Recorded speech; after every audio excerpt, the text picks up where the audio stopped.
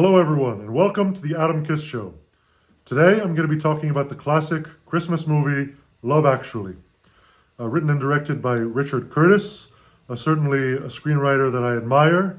He's also written screenplays for movies like Notting Hill, Four Weddings and a Funeral. A lot of Hugh Grant movies. Love Actually, Four Weddings and a Funeral, and Notting Hill are all Hugh Grant movies. So interestingly enough, they've definitely had a working relationship. Now, the difference is that he actually directed this movie, Love Actually. It's a classic Christmas movie. A lot of people have loved it over the years. It's about 20 years old, and I'm going to get right into it. But before I do, definitely subscribe to the channel, hit that bell notification, give us a like, share, and comment below what other videos you'd like me to do. All right, let's get into Love Actually.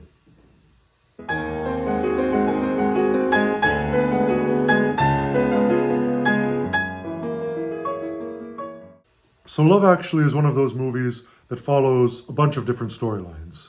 In a similar way to a movie like Hannah and Her Sisters, which that particular movie, Hannah and Her Sisters, was kind of inspired, or so I read, by Tolstoy, and the fact that, like in his novels like War and Peace or Anna Karenina in particular, he would just kind of go off on all these different storylines, follow a character for 20 pages, then suddenly you're cutting to this other family, then you're cutting to this other character you just met, then you're cutting back to family one, all kinds of things like that. So Love Actually is the same kind of thing. It cuts between all these different storylines that are loosely interconnected, some of them more than others. It really depends, some storylines intersect with others or connect. Sometimes it's just so much as seeing one person who's a character in the movie on the TV and another character's watching that. Things like that. Or they can know each other loosely or pass by or bump in. Those are the kind of movies that Love Actually falls into that kind of category. Now, it's thought of as a classic Christmas movie. I think it's been getting a lot of backlash recently for certain aspects. I'm not even sure. At least that's what I've heard vaguely. But the point is, it's a classic.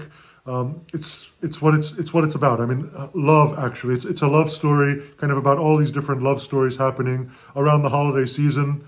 There's the Hugh Grant character who's the prime minister. There's another character who's a rock star. There's other characters who are just normal people in various, kind of things. One of them is in love with his friend's wife. Another one, his secretary possibly. So there's all kinds of things going on, all kinds of stories intersecting.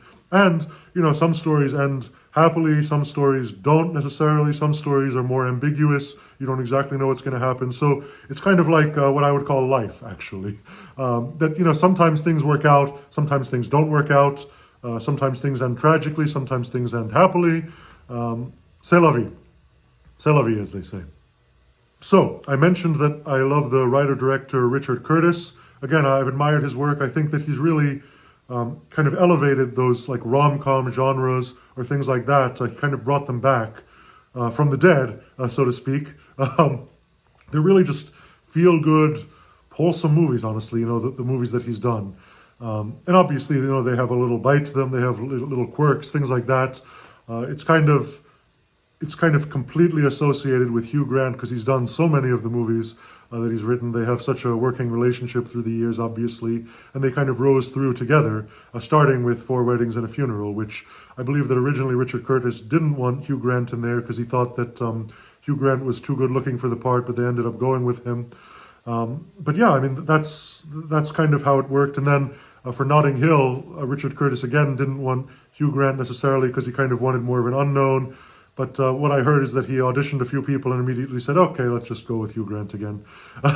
So that's kind of how it works. And then in this movie, he has a smaller part, just he plays the prime minister. And it's because there's so many stars to the movie, there's so many stars that, you can't really single out one performance. I mean, it's really divided so much. It's really an anthology movie. It's a movie with so many characters. And I think that can be a great thing. It's not something that I've tried as a filmmaker and a director, but it's something I may try in the future. It's definitely an interesting technique, which I always again harken back to Tolstoy and that kind of style, especially in those big epic works like his great family drama, Anna Karenina, or his great, historical epic war drama, A War and Peace.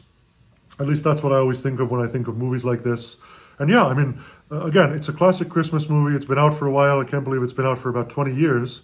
It's still a Christmas classic, and I actually hadn't seen it until recently, within the last year or so. I saw it for the very first time. I somehow avoided seeing it my entire life. But again, I've seen it once, and I thought it was a Christmas movie and a love story, and I thought it really accomplished both those objectives, and it really kind of balanced them out.